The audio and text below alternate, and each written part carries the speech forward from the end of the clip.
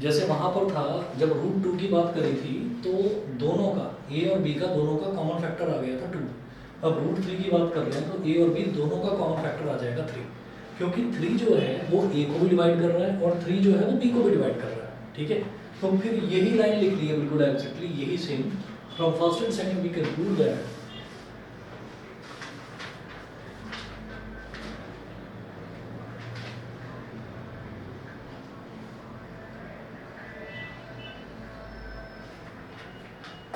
from first and second we can prove that our assumption was wrong.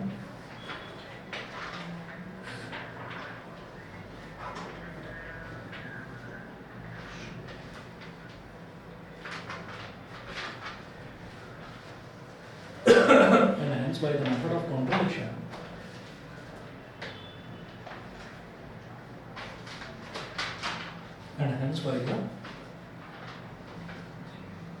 method of contradiction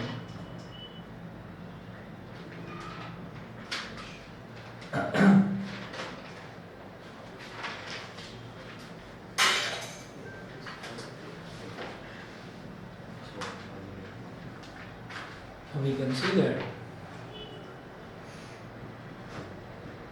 root 3 is an irrational number.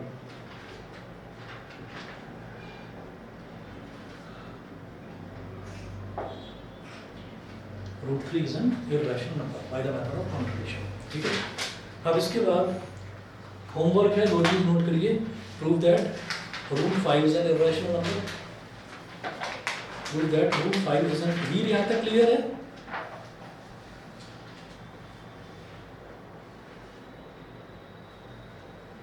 Yes sir. ठीक है, prove that root 5 is an irrational number, एक question ये, और next question लिखेंगे prove that root 7 is an irrational number. Root 7 is an irrational number. Prove that root 5 is an irrational number, एक question ये हो गया। नेक्स्ट क्वेश्चन है prove that root 7 is an irrational number.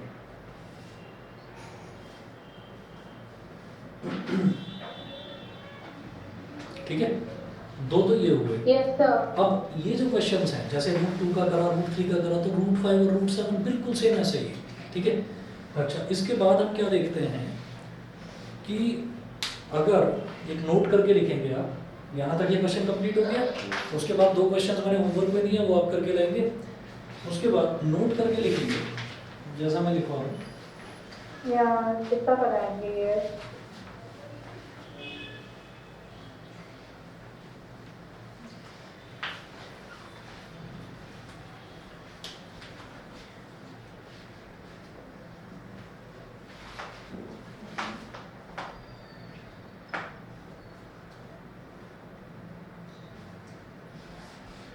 Note करके लिखेंगे आप कि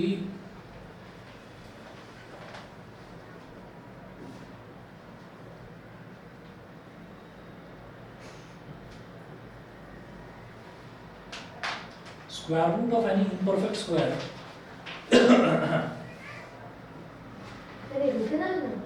हाँ अंडर रूट के अंदर लिखो इम्परफेक्ट स्क्वायर, ये पूरा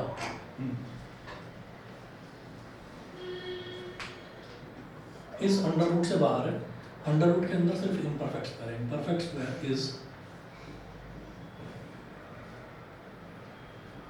एन इर्रेशनल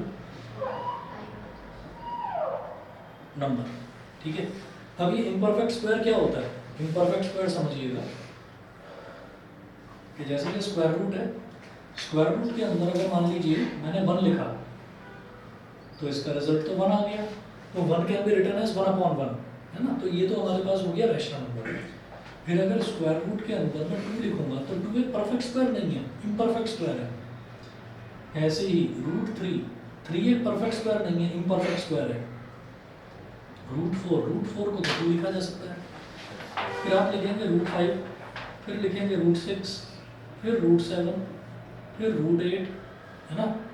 तो ये जितने भी नंबर हैं, चाहे रूट 2 हुआ, रूट 3 हुआ, रूट 5, रूट 6, रूट 7, रूट 8, ये सारे के सारे नंबर क्या हैं? Irrational number. रूट 9 परफेक्ट हो जाएंगे। हाँ, रूट 9 जो है वो एक रैशनल नंबर हो जाएगा। क्यों? क्योंकि उसकी वैल्यू सीधा 3 आती है। 3 कैन बी रिटन एज 3/1। 3 को 3/1 हम लिख सकते हैं, ठीक है। तो ये जितने भी नंबर हैं ये कहीं किसी बुक का कॉन्सेप्ट नहीं है, ये मैं आपको बता रहा हूँ जो हमने प्रैक्टिस करके देखा, तो हमें यही समझ में आया कि अंडर रूट के अंदर अगर कोई इम्परफेक्ट स्क्वायर लिखा हुआ है तो दैट इज ऑलवेज इर्रेशनल, वो हमेशा इर्रेशनल ही रहेगा, ठीक है। उसके बाद दो टाइप के क्वेश्चन जैसे √2 इर्रेशनल प्रूव करना आपने देख लिया, √3 आपने खुद करके देखा है, √5 और √7 आप खुद करके लेकर आएंगे। इसके बाद एक क्वेश्चन और है वो देखते हैं।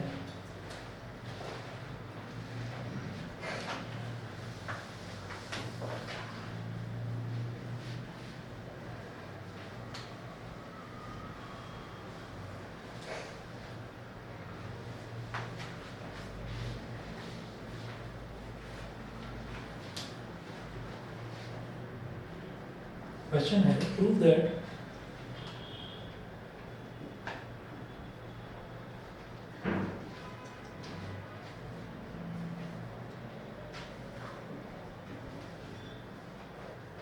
prove that 3 minus 5 √2 is an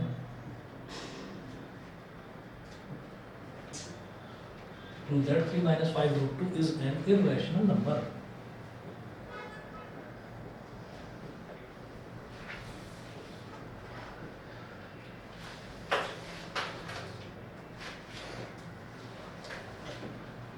हाँ जी, इस क्वेश्चन को करने के भी जो स्टेप्स हैं वो फिक्स्ड हैं। 3 minus 5 √2 एक इर्रेशनल नंबर है, इसको भी करने के फिक्स्ड स्टेप्स हैं। कैसे करेंगे इसको? वही काम करना है। On the contrary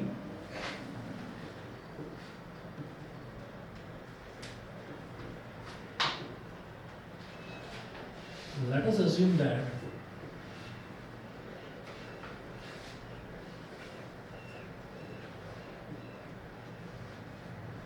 three minus 5 √2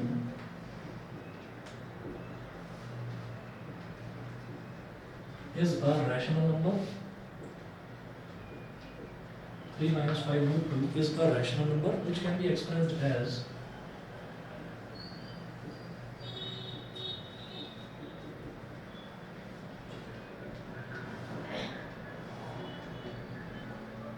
which can be expressed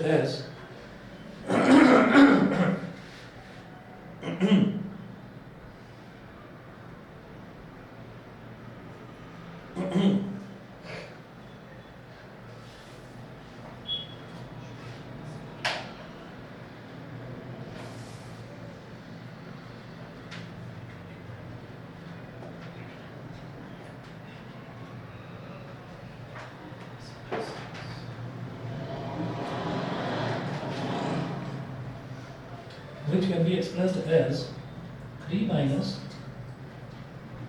5 √2 is equal to a upon b, where a and b are co-prime. Where a and b are co-prime. a और b यहाँ पर co-prime numbers होंगे। अब क्या करना है? ना, इसका मेथड जरा सा अलग है और ये उससे भी आसान है। देखो कैसे करेंगे। हम ना इस पूरे एक्सप्रेशन को देखकर ये जानते हैं कि यहाँ पर ये जो √2 वाला टर्म है ना, ये इर्रेशनल है। ये हम जानते हैं कि √2 जो है वो इर्रेशनल है। क्यों? क्योंकि √रूट के अंदर इम्परफेक्ट स्क्वायर लिखा हुआ है। √रूट के अंदर इम्परफेक्ट स्क्वायर है भाई, 2 एक इम्परफेक्ट स्क्वायर है, परफेक्ट स्क्वायर तो नहीं है। तो क्या करेंगे? -5 √2 को इधर छोड़ दिया। मतलब मुझे क्या करना है, मेरा टारगेट ये रहेगा इसमें कि कैसे भी करके √2 को अकेला छोड़ना है। √2 को अकेला छोड़ना है तो कैसे करेंगे? पहले इसके साथ ये 3 था, इस 3 को उधर ले जाओ। -5 √2 is equal to a upon b -3।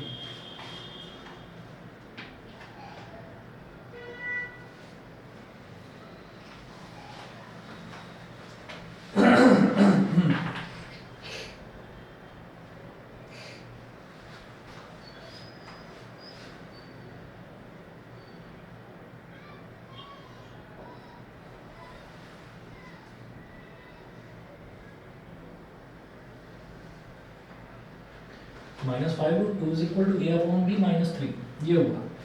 उसके बाद -5 √2 is equal to a -3b upon b, ये हो गया। एलसीएम ले लिया।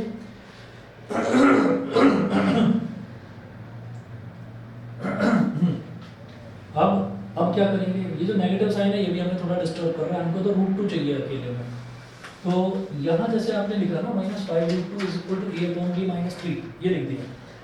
तो a/b तो कोप्राइम हमने लिए हैं, उसमें से अगर मैंने 3 को सब्ट्रैक्ट कर दिया, तो अगर किसी रैशनल नंबर में से किसी रैशनल नंबर को सब्ट्रैक्ट करते हैं तो वो रैशनल ही रहता है। तो आप यहाँ ब्रैकेट में लिख देंगे विच is rational, which is rational, which is rational, ठीक है।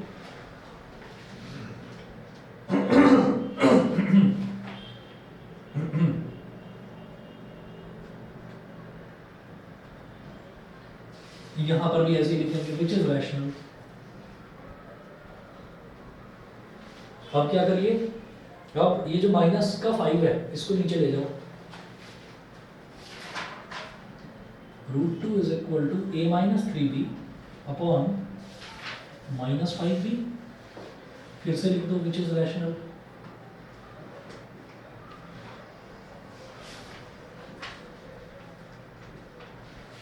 a - 3b upon -5b which is rational.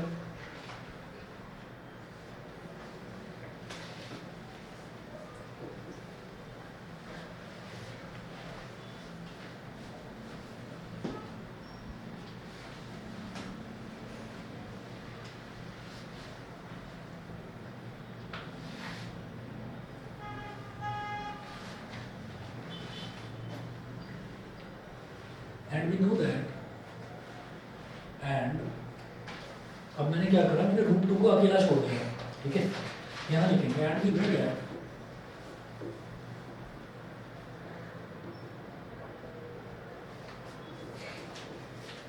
a rational number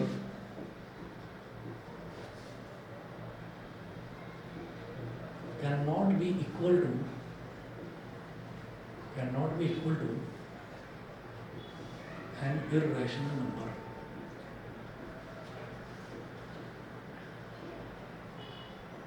So our assumption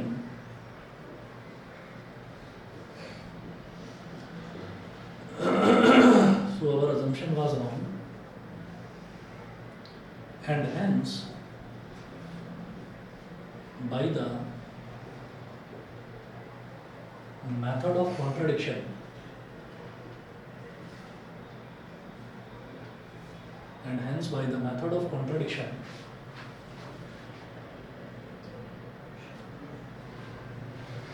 And hence by the method of contradiction 3 minus 5√2 is an irrational number। तो आप ये सोच लीजिए कि एक concept तो हमको ये याद रखना है कि कभी भी अगर स्क्वायर रूट के अंदर मतलब अंडर रूट के अंदर अगर इम्परफेक्ट स्क्वायर लिखा हुआ है तो वो हमेशा एक इर्रेशनल नंबर होगा। इस चीज को जब तक आपसे कहा ना जाए ना तब तक आपको प्रूव नहीं करना। जैसे आपसे ये कहा गया कि prove that √2 is an irrational number, तो आपने वो प्रूव करा। Prove that √3 is an irrational number, तो आपने वो प्रूव करा। तो यहाँ पर ये नहीं कहा जा रहा है, यहाँ पर ये कहा जा रहा है prove that 3 minus 5√2 is an irrational number. तो पहला स्टेप बिल्कुल सेम। क्या? On the contrary let us assume that 3 minus 5√2 is a rational number which can be expressed as 3 minus 5√2 is equal to a upon b where a and b are co-prime। ये हो गया। वो करने के बाद में फिर आपको क्या करना है, याद रखिए कि √2 लिखा हुआ है यहाँ पर, जो मुझे पता है जो इर्रेशनल है उस इर्रेशनल को अकेला छोड़ देना है, उस इर्रेशनल को अकेला छोड़ देना है। तो मुझे क्या करना है, मैं एक एक करके मैं 3 को उधर लेकर गया तो a upon b minus 3 मुझे बाजू में लिख देना है विच इज रैशनल, कर ही देना है ये काम। इसमें आपको सोचना नहीं है, विच इज रैशनल। ठीक है, कंसेप्ट बता देता हूँ कि a और b दोनों कोप्राइम हैं, तो किसी भी एक रैशनल नंबर में से कोई दूसरा रैशनल नंबर जब सब्ट्रैक्ट करते हैं तो रैशनल ही आता है। किसी एक रैशनल नंबर में जब दूसरा रैशनल नंबर ऐड करते हैं तो भी रैशनल आता है। किसी रैशनल नंबर से मल्टीप्लाई करते हैं तो भी रैशनल, किसी रैशनल से डिवाइड करते हैं तो भी rational. Sir, Tom is buffering. It is kicking me out from the class again and again.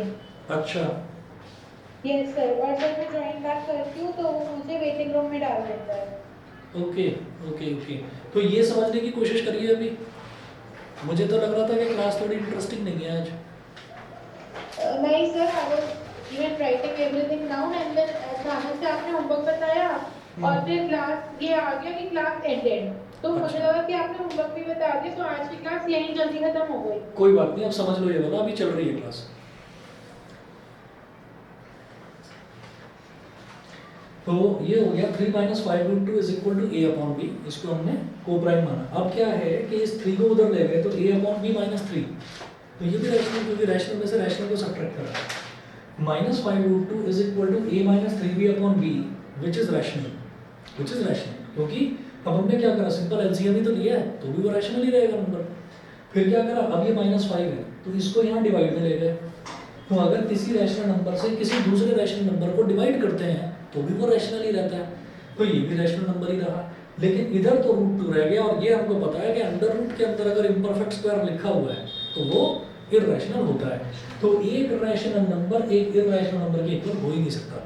जब ये चीज़ गलत साबित हो रही है यहाँ पर, तो इसका मतलब हमारा assumption गलत था, and we know that a rational number cannot be equal to an irrational number, so our assumption was wrong, and hence by the method of contradiction 3 - 5√2 is an irrational number। ठीक है, यही आपको prove करना था। Maths की class आपकी परसों होगी, और जो इस तरीके के क्वेश्चंस हैं, ऐसे वाले कुछ क्वेश्चंस और करवाऊंगा कि अगर किसी क्वेश्चन में रूट वाले 2 टर्म आ जाए फिर क्या करना है, फिर किसको इधर रखना है और किसको उधर ले जाना है, वो क्वेश्चंस पहले मैं कराऊंगा। आपको सिर्फ वही 2 क्वेश्चंस करने जो मैंने बताया, √5 को इररेशनल प्रूव करो और √7 को इररेशनल प्रूव करो। धीरे धीरे टफनेस लेवल बढ़ाएंगे, थोड़ा अभी समझते चलिए, ठीक है। चलिए जी, फिर ठीक है, कल फिर साइंस करेंगे, ठीक है। चलिए जी, ओके। हाँ, होमवर्क में बस आज वो 2 ही क्वेश्चन, ठीक है ना, बस वो 2 क्वेश्चन करने हैं आपको।